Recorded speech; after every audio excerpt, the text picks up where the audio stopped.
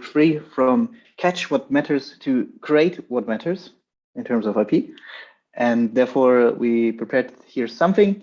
The first one to present is my dear colleague, Terita. So please enjoy. Thank you, Ricardo. So the first question that we will be looking at is which generic IP strategy was used by ARRI? In terms of the market that ARRI is in, it has appeared to become quite saturated. And whereas its competitors, Sony, uses a hub monopoly strategy, we determined that ARRI's strategy seems to be based on differentiation.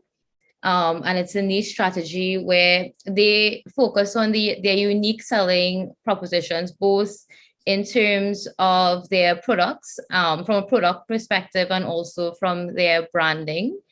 And we assessed that it looks like they have, we don't know whether or not they have a monopoly in the market, but it looks as if they are using the value added monopoly approach.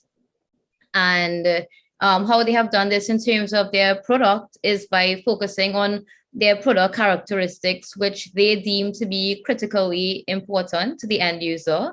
So they're not necessarily competing with their competitors that create these products for non-professional or amateur persons. They are actually focusing on professional equipment, and that quality and differentiation that they are using is also reflected in terms of their branding, where they are positioning themselves as world leaders in professional imaging products and services for the entertainment industry. And I will now pass you on to Yanan. To support this generic mono marketing strategy, ARRI has also do something in details by the IP strategy. For example, at the citation chance, they show increase of the number of citations in every patent themselves to that means they increase the complexity of the technology, and there's also a detail decrease trend at the citations in third parties patents. This also fits the niche strategy of ARRI. And ARRI also use a differentiation approach as their dominant IP strategy. All of this IP strategy fits the niche positioning market. All of this IP strategy fits their competitive strategy in niche market. Thanks. And now Spin. Thanks, Yanan. So the final question is, how can the maturity of IP management be assessed in a company such as ARRI? So basically, the maturity is based on how ARRI performs its key IP activities, such as protection, exploitation, and action. And the way this analysis is conducted is based on interviews with the company management.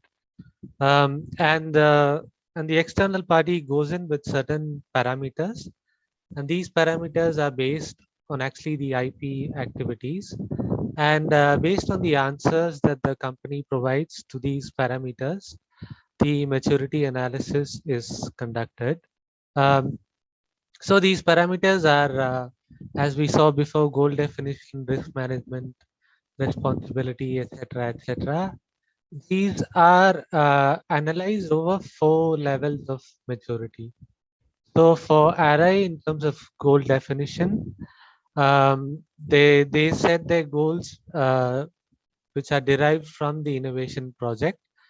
And the innovation project, as you know, is sort of derived from what the customer and the market needs. In terms of risk management, they do an FTO or FTC analysis for the business model itself. In terms of responsibility, it is responsible for IP success, which is the innovation component. And the IP and the innovation are also integrated, which is the formalization process. In terms of process quality, IP KPIs are used as a basis for reporting. And the innovation actually defines the IP strategy goals. So again, this is based on what the customer wants. And the budgeting is, there's no rigid budget. It's really based on the effect that this IP project has. So yeah. So thank you very much. As you can see, ARRI is on its way from catching what matters to create what matters in terms of IP. Therefore, I say thank you for your attention, and we are open to your questions.